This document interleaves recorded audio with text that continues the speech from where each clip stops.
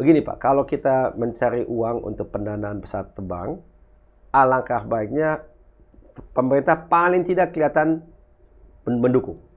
Kalau kita mau lihat Indonesia itu seperti apa di masa mendatang, marilah kita lihat ke negara lain yang sudah maju di Asia misalnya. Mereka majunya kenapa? Karena dia punya kekuatan di bidang-bidang tertentu. Yang utama, salah satu yang utama itu adalah kekuatan di bidang industri, teknologi dan sebagainya. Buat saya Jawa Barat itu menjadi ujung tombak dari Indonesia Emas. Bandung itu kita mungkin kurang tahu ya, tapi kurang sadar. Bandung itu sangat terkenal di ASEAN.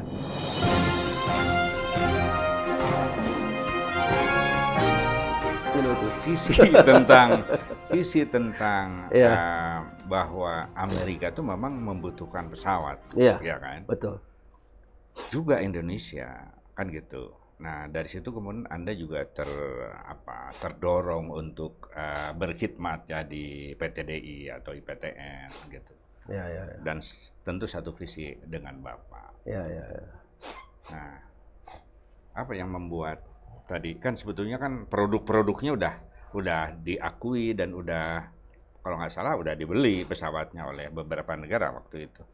Iya. Yang CN25 itu.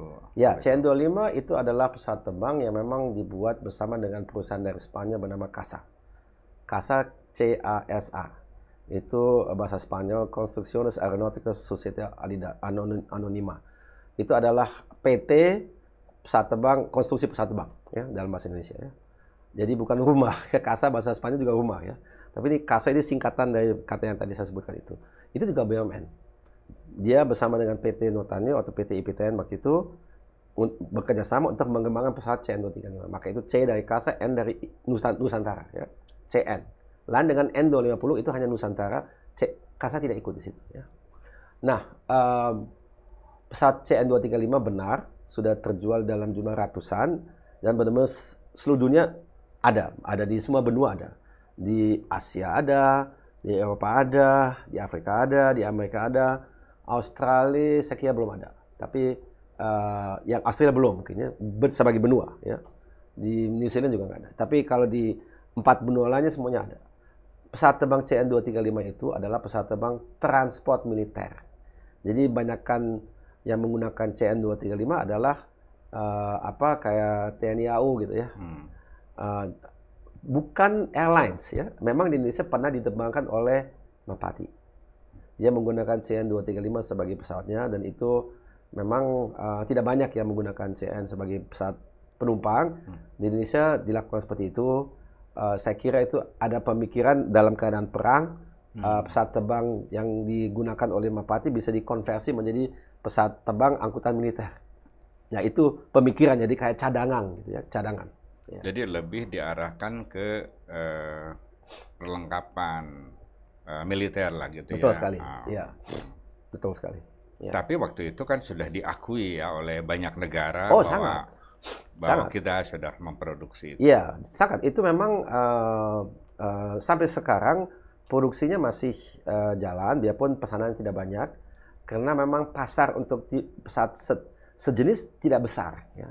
Kalau kita lihat pesawat terbang untuk jenis pesawat terbang transportasi militer dengan muatan menengah, gitu ya, dia tidak besar, tidak kecil, itu tidak terlalu besar. Ya. Ada tapi tidak cukup untuk menghidupkan PT Dirgantara Indonesia menurut saya ya. Perlu diperbanyak produknya. Itu saya seperti kalau kita membayangkan Toyota dia hanya punya Innova. Nggak ada yang lain. Nggak ada Camry, nggak ada Avanza, nggak ada Brio itu maaf itu Honda. Dan yang lain-lain lah gitu ya. Sebuah perusahaan yang sehat harus punya portfolio produk yang agak luas. Jangan satu aja.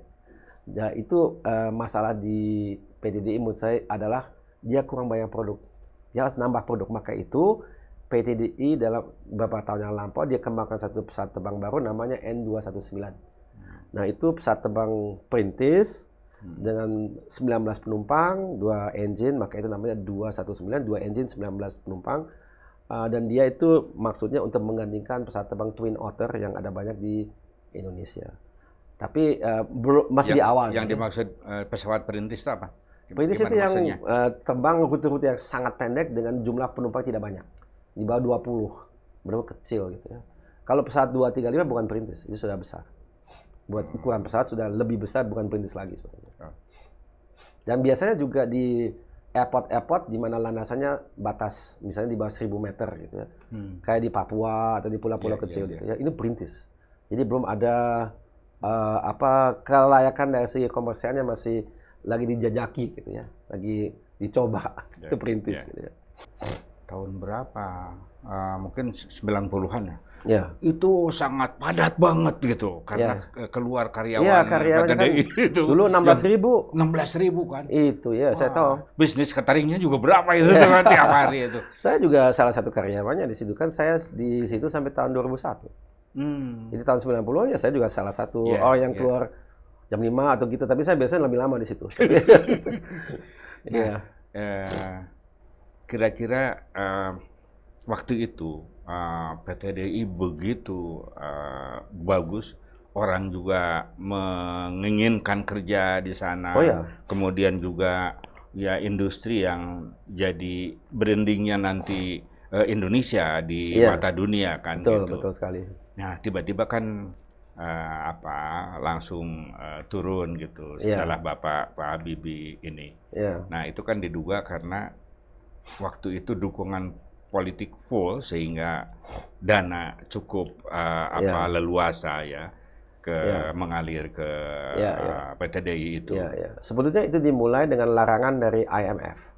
Waktu kita berada dalam krisis moneter yang kemudian menjadi krisis politik, Indonesia pernah menerima bantuan dari IMF, International Monetary Fund, untuk mendanai kekurangannya yang ada dalam kaitan pembayaran hutang yang dinominasi dalam dolar. Kalau kita lihat ya, dulu kan $1 itu Rp2.000. Dia dalam waktu sangat singkat menjadi $1 sampai 16.000. Bayangkan kita punya hutang dalam dolar, tapi pendapatan kita dalam rupiah, gimana membayar kembali kan? Nggak bisa, susah. Langsung banyak perusahaan dia tiarap. Ya. Dan itu pemerintah harus bertindak ya. Kalau semuanya itu bangkrut, pekerjaan bagaimana? 8 pekerja bisa hilang banyak sekali ya. Jadi itulah masalahnya ya. Jadi IMF itu masuk ke Indonesia dengan dia membantu, dia mendanai kekurangan uang itu dengan catatan. Catatan adalah A, B, C, D. Salah satu adalah pemerintah tidak boleh lagi membiayai hal-hal yang tidak terkait dengan pemulihan ekonomi. Jadi termasuk industri penerbangan itu. Dan banyak juga industri lainnya, bukan saja penerbangan. Tapi salah satu korban adalah itu. Jadi di situasi kondisi itu ya apa boleh buat ya, kita harus terima gitu ya. Kalau yang menurut saya yang sayang kita tidak lanjutkan itu setelah kita sudah mulai pulih kembali, kenapa nggak dimulai lagi? Nah, itu. Jadi, tapi itu kan keputusan politis gitu ya. Saya tidak bisa, ada banyak alasannya. Saya tidak. Tapi secara kalau dari luar, saya juga patut pertanyakan. Sebetulnya sayang. Karena kalau 98-99 terjadi, beberapa tahun kemudian bisa saja dilanjutkan. Indonesia kan sudah mulai pulih, tapi mungkin prioritasnya berbeda. Sayang sebetulnya. Dan mungkin juga saya menduga, karena itu adalah produk Orde Baru. Orde Baru kan dulu nggak begitu populer ya. Wah ini Orde Baru nggak penting gitu ya. Atau janganlah, ini sebenarnya tidak bermanfaat. Padahal ya saya kira itu patut bisa diskusikan. Ya, saya kira itu pendapat saya. Tentu orang lain punya pendapat yang lain. Ya, apapun itu ada pilihan politik di situ kan. Dan tapi kalau kita nunggunya terlalu lama ya udah nggak bisa lagi dibangkitkan sekarang. Karena sebagian dari teknologi sudah kadaluarsa. Baru. Udah nggak bisa lagi. Lagi yang baru. Maka itu Bapak satu ketika memutuskan, dan saya juga ikut mendirikan perusahaan itu, mendirikan perusahaan PT Regio Aviasi Industri atau PT RAI, yang mempunyai proyek R80. Nah, itu adalah pengganti atau penerus anaknya N250. Nah, N250, Bapak masih ingat ya tahun 95 kita di Indonesia menyaksikan penembangan perdana dari Purwarupa bernama Ketut Koco tanggal 10 Agustus tahun 95. Jadi 7 hari sebelum ulang tahun hari kemerdekaan kita yang ke-50, kita melihat pesawat yang 100% boleh dibuat oleh bangsa kita. Terbang di Bandung kan. Saya juga datang khusus dari Amerika waktu itu. Saya di situ ada video-videonya, kalau kita lihat di YouTube ada Pak Harto, ada Patri Sutrisno, Bapak, saya di situ juga masih ada rambut gitu ya. Masih gondrong. Masih kurus. Tapi gitu. waktu itu on behalf saya kan private sector. Saya kan di Boeing kerjanya. Oh, di Boeing waktu itu. Iya, saya di Boeing. Bukan maksudnya perusahaan itu yang kan dibikin perusahaannya itu. kan bukan private sector, itu BUMN kan. PT IPTN kan, punya negara 100%. Maksudnya setelah IPTN itu kan tadi ya, tapi PTDI kan sekarang masih BUMN ya. PT RA yang didirikan oleh Bapak dan saya itu tentunya swasta ya. Ya, jadi kita di situ menggunakan uang kita sendiri gitu ya. Ya. Tapi nggak bisa jauh, kita nggak punya uang sebanyak itu ya. Ada uang tapi nggak sebanyak nggak cukup untuk membangun pesawat, itu perlu lebih dari $1 miliar kali, nggak bisa itu ya. Anda tidak mengupayakan perusahaan yang katakanlah jadi multinasional misalnya dengan mengundang investor luar? Saya udah coba banyak sekali. Jadi kalau kita mau ke arah situ, saya bisa cerita banyak sekali mengenai itu. Jadi memang kalau kita mau mencari pendanaan, alasan politik atau dukungan politik kan turun gitu kan? Begini Pak, kalau kita mencari uang untuk pendanaan pesawat terbang, alangkah baiknya pemerintah paling tidak kelihatan mendukung. Paling tidak, itu minimalnya ya. Saya tidak katakan harus juga kasih uang, enggak. Tapi paling tidak suportif. Nah, kalau tidak, gitu kalau tidak orang luar kan dia bilang, loh kok pemerintah kamu sendiri tidak mendukung, kenapa kita harus mendukung? Ya kan? Nah itu karena ini biasanya bidang dirgantara itu sangat strategis gitu ya. Jadi di mana-mana itu pemerintah turun tangan entah langsung atau tidak langsung. Yang kalau Airbus saat ini, Bapak mengenal Airbus kan, itu kan di industri pesawat terbang ada duopoli ya, satu itu Boeing dan kedua Airbus. Kemungkinan besar akan ada yang ketiga nanti masuk, tapi itu dari Cina ya. Tapi mereka masih jauh di bawah Boeing dan Airbus. Tapi satu ketika prediksi saya dia akan mengimbangi Boeing dan Airbus karena dia punya pasar dalam negeri yang sangat-sangat besar dan pasar dalam negeri, dan dia punya kemampuan yang sangat-sangat baik. Jadi itu tapi masih perlu waktu, karena ini soal kepercayaan, itu satu hal yang perlu waktu untuk ditumbuh kembangkan ya. Tidak bisa dalam sekejap. Nah, kembali ke Airbus dan Boeing, Airbus di awal itu juga pemerintah punya saham langsung di situ. Tapi dalam kurun waktu 60 tahun yang lalu itu dia pelan-pelan dia kembalikan ke swasta gitu ya. Dia jual atau dia IPO dan sebagainya. Dia masih pegang saham tapi sangat-sangat minoritas. Kalau di Amerika memang tidak pernah. Kalau Boeing itu murni swasta dari awal. Namun demikian, kalau di Amerika, misalnya Boeing itu kan dia punya dua jenis produk. Satu yang sipil, yang satu yang militer. Kalau pemerintah Amerika dia minta, saya perlu satu pesawat tempur baru. Di Amerika ada dua perusahaan yang bergerak di bidang pesawat tempur. Hanya dua yang tersisa. Dulu lebih banyak. Satu namanya Lockheed, dan kedua namanya Boeing. Dua-duanya dibilang, ayo silakan Lockheed dan Boeing, kalian membuat rupanya sesuai dengan spek saya. Yang bayar pengembangan prototipnya siapa? Pentagon. 100%. Jadi apa yang artinya buat Boeing? Pengembangan teknologi yang dia dapatkan melalui militer, tentu dia juga bisa terapkan di sipil kan? Itu subsidi tidak langsung sebetulnya ya. Dan itu selalu diprotes oleh Airbus di WTO. Wah ini nggak fair nih. Mereka itu kalau teknologi ini sebetulnya datang dari militer, tapi dia nggak bayar itu. No, kita itu nggak ada pemerintah membayar kita. Nah, itu memang sudah internasional gitu ya. Tapi yang saya mau tunjukkan adalah bahwasanya di industri sekompleks dan sestrategis pesawat terbang ada yang lain juga, misalnya luar angkasa atau pertahanan atau juga energi, misalnya energi banyaklah ya. Itu ada peranan dari pemerintah. Nggak bisa lepas tangan, oh saya nggak mau tahu. Nggak bisa. Jadi harus ada. Dukungan politik itu penting? Penting. Paling tidak dukungan, biarpun saya tidak katakan harus uang. Betul. Tapi dukungan, iya kita ini memang mendukung ini, dan itu membuat posisi perusahaan itu di hadapan pihak ketiga, terutama dari luar, itu lebih kuat. Ya. Kan dengan regulasi kan bisa kan pemerintah dengan apa gitu. Tidak mesti uang kan gitu. Tidak mesti uang. Ya. Oke. Sebetulnya uang bisa dicari tadi. Tapi kalau tadi otoritas ini tidak ngasih jaminan orang kan ragu gitu kan. Ya, bukan jaminan, tapi lebih ke kredibilitas. Credibility. Ya. Kalau jaminan kan orang pikir kayak bank guarantee gitu, bukan itu. Itu di Indonesia kan nggak boleh. Tapi itu salah satu faktor lah ya tadi yang jadi pertimbangan. Ya. Oke. Begitu, jadi, Pak. Bicara tentang industri pesawat terbang, kemudian tentu dengan segala sarana prasarananya segala macam. Nah, ini cerita soal lebih konkret lagi nih. Siap. Itu soal Kertajati. Oh, Kertajati, iya. Coba Anda cerita gimana? Kertajati itu menurut saya merupakan satu peluang yang baik sekali untuk Provinsi Jawa Barat. Hanya saja saat ini memang masih sangat tidak digunakan sesuai dengan sebagai mestinya. Nah, alasannya apa? Jadi kalau kita lihat, kalau kita lihat dulu kan pada sekarang pun di Bandung ada bandar udara kan, namanya Hussein Sastra Negara. Kenapa itu tidak dilanjutkan saja seperti itu? Ada dua hal yang perlu diperhatikan. Pertama, faktor keamanan. Bayangkan ini ada pesawat yang mau mendarat, tapi dia punya masalah, dia jatuh di mana? Di atas kota.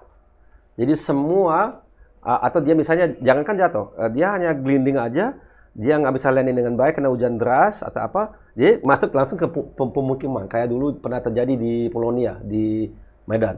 Kan pernah ada yang nggak bisa take off, joke-nya itu karena dia keberatan karena terlalu banyak durian di dalamnya. Saya kira itu tidak benar, tapi itu joke-nya yang berkisar ya.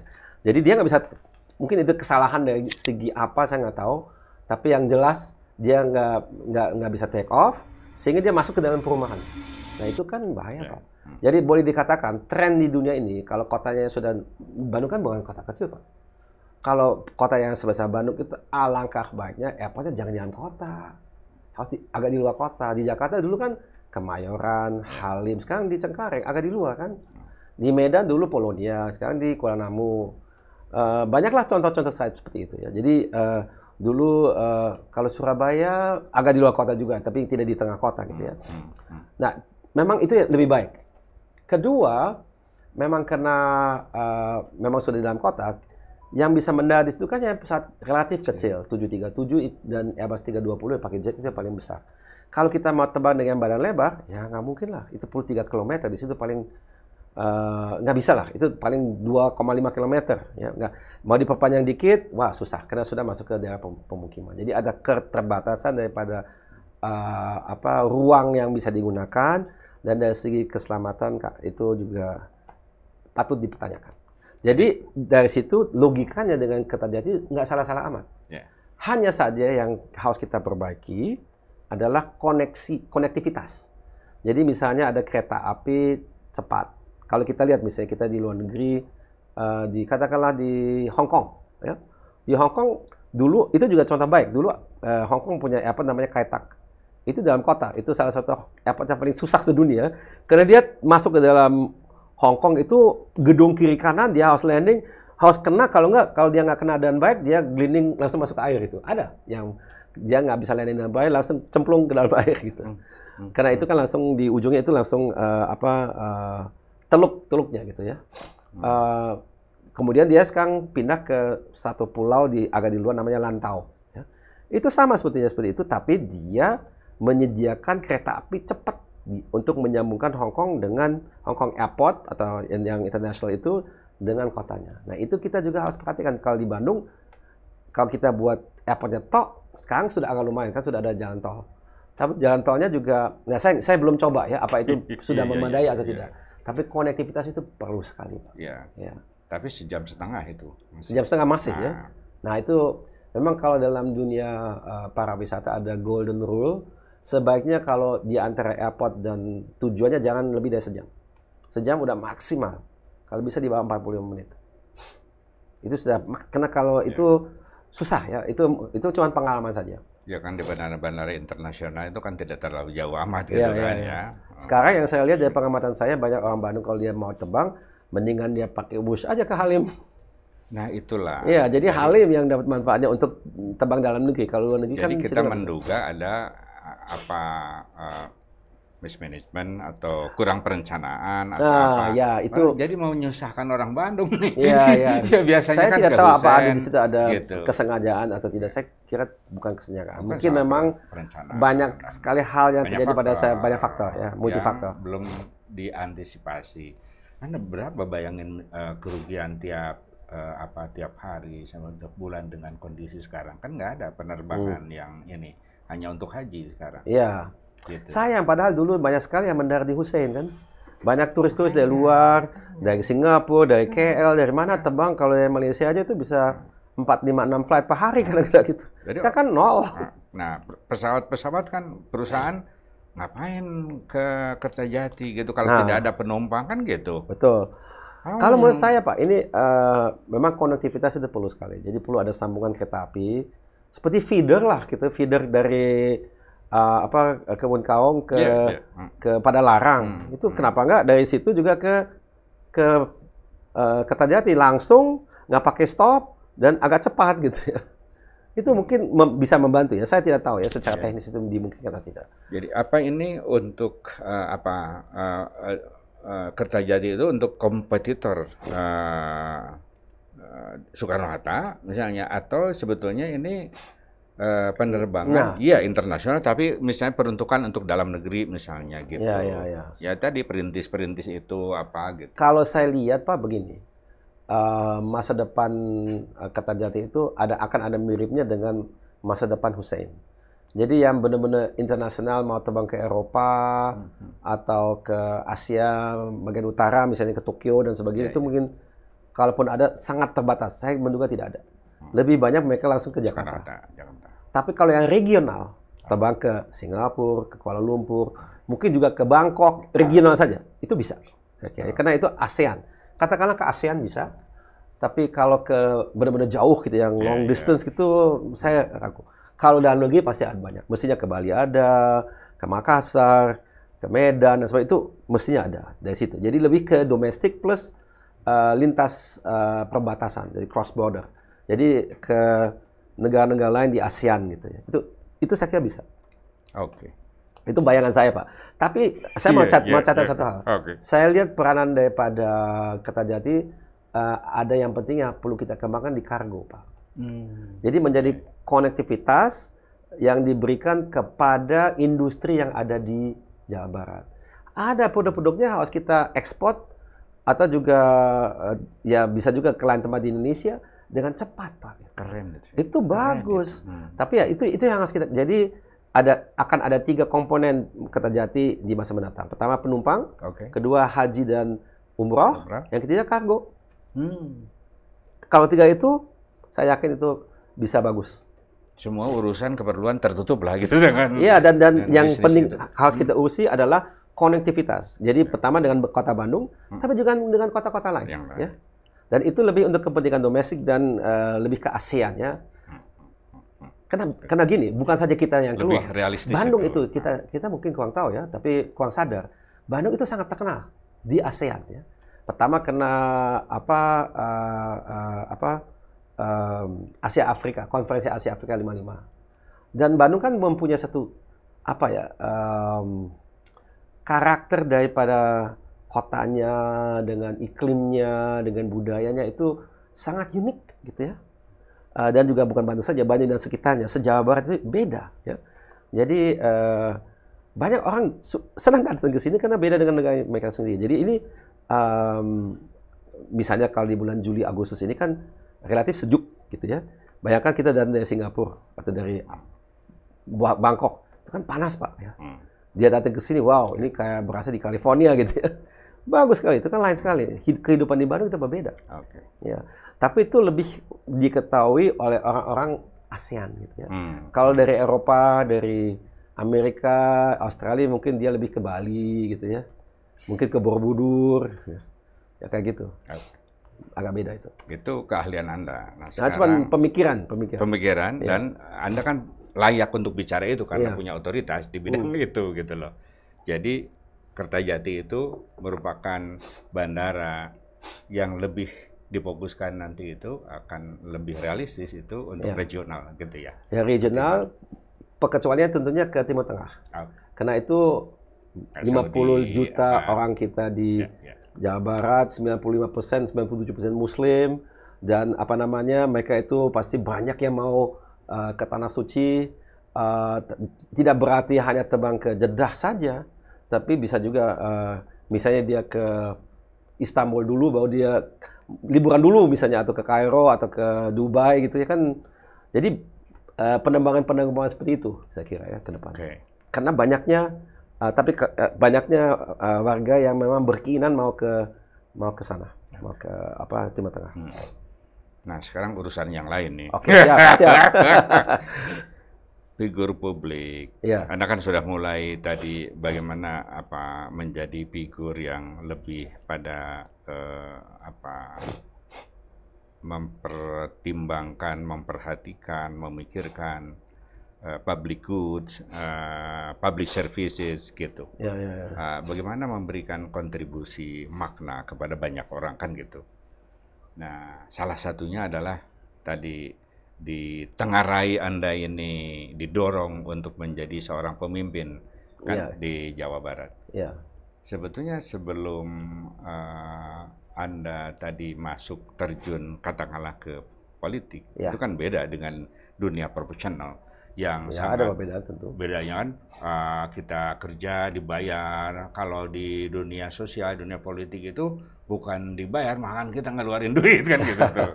Namanya investasi. Nah, investasi sosial dan akhirat gitu ya. Anda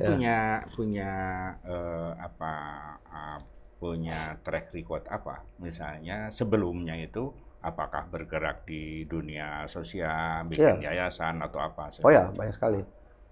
Saya itu tadi kan saya sebutkan saya profesional akademisi pengusaha juga Tapi saya juga aktif di berbagai organisasi sosial, organisasi kayak NGO, itu Habibie Center saya yang pimpin sebagai ketua dewan pembina dan juga pendiri. Kemudian saya juga aktif di organisasi profesi. Saya adalah ketua umum mendatang dari Persatuan Insinyur Indonesia, ini mulai bulan Desember. Itu dan juga Dewi Percuna Anwar itu masih di sana? Mas, beliau itu adalah Ibu atau Mbak Dewi itu adalah ketua dewan pengurus. Beliau ya, kalau saya ketua dewan pembina.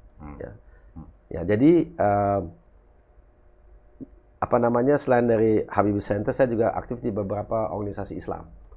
IJMI saya aktif dari tahun 91. Jadi IJMI kan didirikan tahun 90 bulan Desember. Saya aktif sejak bulan Februari tahun 91. Langsung mendirikan organisasi satuan Munich di Jerman. Kemudian begitu saya pindah ke Amerika, saya mendirikan organisasi satuan Seattle dari ISMI-nya. Begitu pindah ke Bandung, saya mendirikan organisasi satuan Bandung bagian IPTN. Jadi kita buat yang khusus di IPTN. Jadi di ISMI saya banyak sekali pengalaman sebagai kepala satuan organisasi. Kemudian saya masuk ke Dewan Pakar. Kemudian di tahun 2010 ke atas, saya selalu entah menjadi ketua umum atau wakil ketua umum. Dan sekarang yang terakhir saya jadi ketua Dewan Pakar di IJMI, karena saya pikir udah waktunya yang lebih muda yang mengambil alih, jadi saya tidak harus melulu di dalam pengurusan dari DPP-nya. Pakar juga termasuk, tapi kan nggak operasional, ya tidak operasional. Saya juga menggagasi organisasi yang bernama Ikatan Saudagar Muslim se-Indonesia. Itu kurang lebih kayak sifatnya kayak Kadin, tapi yang berpihak kepada umat gitu ya. Jadi itu saya dirikan, saya gagasi tahun 2013, tapi didirikan oleh NU, Muhammadiyah, IJMI, dan MUI.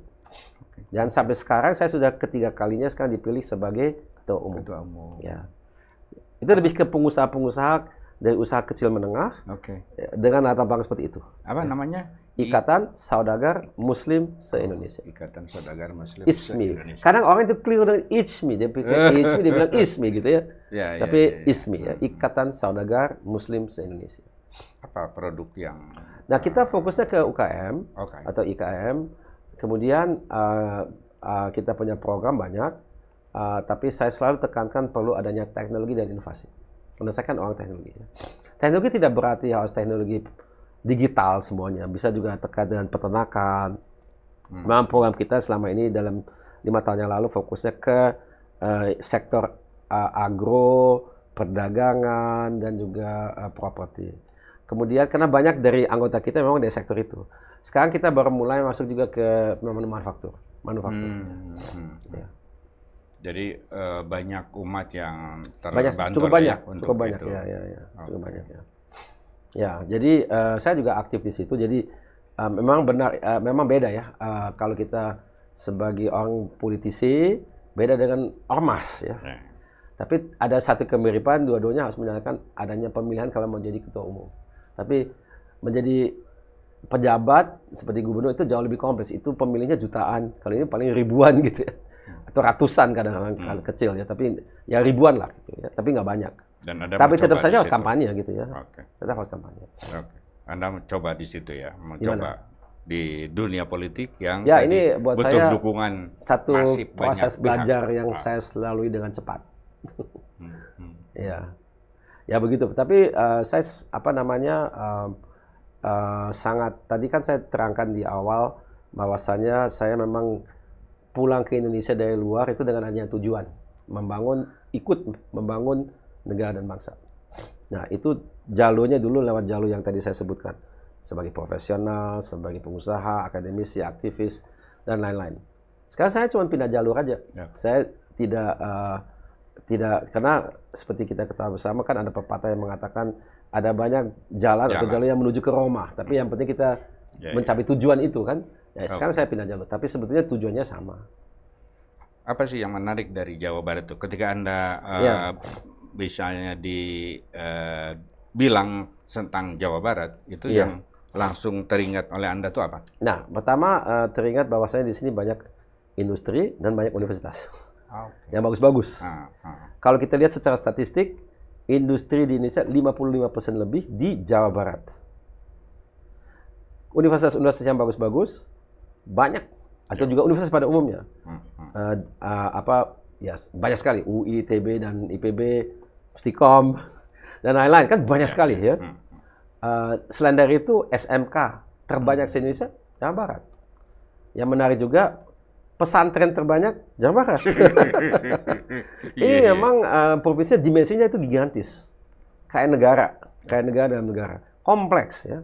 Kalau kita ada zona yang sangat industrial itu Pantura, ada zona yang lebih ke pertanian misalnya di sekitar Indramayu gitu ya, itu kan masuk ke Cirebonan gitu ya, atau juga di Priangan Timur. Ada industrial lainnya itu di di Bandung itu kan banyak industri juga di sini ya. Ada yang tekstil banyak ratusan, ada juga yang berteknologi seperti PTDI, PT Pindad, PT LEN, Inti. Itu kan semuanya di sini. Telkom ya. Kereta api ya. Pos, PT Pos, semuanya di sini. Jadi memang konsentrasi industri di Jawa Barat itu ada beberapa klaster ya. Dan yang saya juga mulai sadari di sini cukup banyak desa-desa yang punya industri kecil, home industry gitu ya. Dan dia juga lumayan itu kekuatannya ya. Harus dibantu, tentunya dia menantang, dia punya masa depannya, tapi sudah ada gitu ya. Jadi dekat Bandung itu ada yang fokus ke membuat gamis. Saya baru minggu lalu saya ke sana. Atau juga yang membuat jeans, satu kampung gitu, 70-80% dari kampung itu bekerja di bidang itu. Sisanya pertanian. Tapi pertanian bukan untuk dia jual ke orang lain, dia konsumsi sendiri. Jadi itu desa yang sudah masuk dalam industri gitu ya. Pengembangan Jawa Barat itu punya potensi besar gitu ya. Kompleks, tapi besar. Kompleksnya jelas ada ya. Jadi dia berada di tahap pengembangan yang berbeda daripada provinsi lain kan. Ada provinsi yang industrinya minim sekali. Kalau di sini bukannya minim, banyak sekali. Luar biasa. Dan ada yang besar, yang benar-benar masuk ke dalam kawasan industri, tapi ada juga yang berbasis desa. Semuanya harus kita bantu gitu ya. Dan masa depannya berbeda-beda. Gitu ya. Tapi itu yang membuat tantangan dari segi membuat kebijakan yang bisa membantu semuanya. Ya, itu tidak gampang. Saya melihat kemarin Anda datang di acara majelis musyawarah Sunda. Di Sunda ya, di kejauhan. Di Gedung Sate, Itu hari Senin minggu lalu. Tuh. Ya. Nah, apa tanggapan Anda dengan komunitas itu? Ya, dan katanya banyak yang dukung Anda. Insya Allah. Insya Allah, amin Pak. Tapi yang jelas satu, kalau kita mau mengembangkan negara daerah manapun, tidak boleh kita abaikan budaya setempat. Ada yang disebut sebagai kebijakan namanya kearifan lokal atau local wisdom. Itu jangan terlupakan. Karena kalau tidak kita memperhatikan itu, suatu ketika itu bisa menjadi masalah. Ya. Karena ada ketidakcocokan yang kadang tidak terucap, tapi menjadi masalah tiba-tiba. Ya. Saya tidak katakan harus semuanya seperti yang, karena budaya pun juga dinamis. Ada yang akan menyesuaikan, tapi ada yang susah. Jadi itu, dan saya bukan budayawan yang ahli gitu, apalagi mengenai budaya Sunda. Biarpun saya banyak belajar sekarang ya. Tapi dalam hal itu saya berkewajiban untuk mendengar banyak orang untuk mulai mengerti apa sih sebetulnya situasinya, mengapa keadaannya seperti ini dan tidak seperti di tempat lain, alasan dari segi budaya, sejarah, agama, filosofi, kenapa seperti itu kan ada alasannya. Itu Anda juga sudah penting. mendengar aspirasi mereka? Iya, wajib saya. Ya. Dan saya memang suka. Saya orangnya memang sifatnya penasaran. Kalau ada hal-hal yang saya belum ketahui, saya penasaran. Kenapa? Ya saya ingin mengerti. Ya? Just curiosity, betul. Saya curious orangnya. Ya. Saya juga memang suka baca, suka diskusi gitu ya. Karena saya penasaran. Ya. Selalu haus pengetahuan. Ya. Oke, ini terakhir. Ada Silakan. yang Anda ingin sampaikan kepada publik? Apa ya? Ya, ini mungkin dalam kaitan tadi kita kan bicara mengenai pembangunan di Jawa Barat. Saya punya niat untuk mencalonkan diri sebagai gubernur. Yang saya ingin sampaikan adalah bagaimana kita harus membayangkan Jawa Barat di masa mendatang. Buat saya Jawa Barat itu menjadi ujung tombak dari Indonesia emas. Artinya apa? Indonesia itu mau jadi emas, menjadi negara maju. Kalau kita mau lihat Indonesia itu seperti apa di masa mendatang, marilah kita lihat ke negara lain yang sudah maju di Asia misalnya. Mereka majunya kenapa? Karena dia punya kekuatan di bidang-bidang tertentu. Yang utama, salah satu yang utama itu adalah kekuatan di bidang industri, teknologi dan sebagainya. Kita lihat saja Jepang, Korea, Cina. Waktu dia belum maju, mungkin yang kita ingat paling Cina ya. Waktu dia belum maju, itu kan produk-produk Cina mana ada yang kita mau beli. Tapi sekarang udah setara dengan Jepang misalnya kayak mobil, kayak handphone atau setara sama Korea ya. Itu kan kelihatannya perkembangannya di situ gitu ya. Nah, itu tidak berarti bahwasanya kalau kita bicara industri ya, kita harus maju di industri. Itu memang penting. Bahwasanya sektor lain tidak kita kembangkan. Industri kita mengembangkan industri yang lain kayak pertanian, perkebunan, pariwisata, perikanan, dan lain-lain, pertambangan itu ikut. Karena yang kita mengubah sesungguhnya adalah SDM-nya. Karena kalau kita membiasakan SDM di Jawa Barat dan Indonesia itu bekerja secara industrial, dia kerja dengan data, menggunakan ilmu, memanage dengan profesional, itu kan bisa diterapkan di semua bidang. Contoh misalnya ini, Korea kita kenal, Korea maju dengan produk-produknya, industrinya hebat. Tapi yang juga hebat apa? Drakor, K-pop. Tapi jangan ini, itu. Kenapa? Karena dia menggunakan SDM yang profesional itu, yang sudah melewati transformasi secara industrial. Dia bekerja dengan data, dia menggunakan ilmu, yang manage dengan profesional. Itu dia juga masuk ke bidang yang non-industri. Dan dengan itu, bidang itu berkembang dengan bagus sekali. Kalau kita lihat misalnya Netflix ya, kan ada ratingnya. Dari top 10, pasti itu 5-4 itu dari Korea. Jadi dia bisa mengalahkan Amerika itu. Karena dia membuatnya dengan teliti sekali, bukan acak. Ada metodologi. Ya memang penting itu ya, kita harus menggunakan ilmu ya. Tanpa itu ya kita cuman ya secara kebetulan maju, tapi bukan karena kita berhitung, kita merencanakan dan kita melaksanakan seperti kita merencanakan. Itu harus seperti itu. Saya tidak katakan bahwa itu semua benar. Maksudnya tentu dalam perencanaan juga bisa ada salah. Tapi itu masih lebih baik daripada kita tidak rencana sama sekali. Itu nggak bisa. Ya itu, kurang lebih. Itulah obrolan saya dengan Bung Ilham Habibie. Banyak pilihan untuk kepemimpinan Jawa Barat ke depan. Salah satunya adalah Pak Ilham Habibie. Sampai jumpa.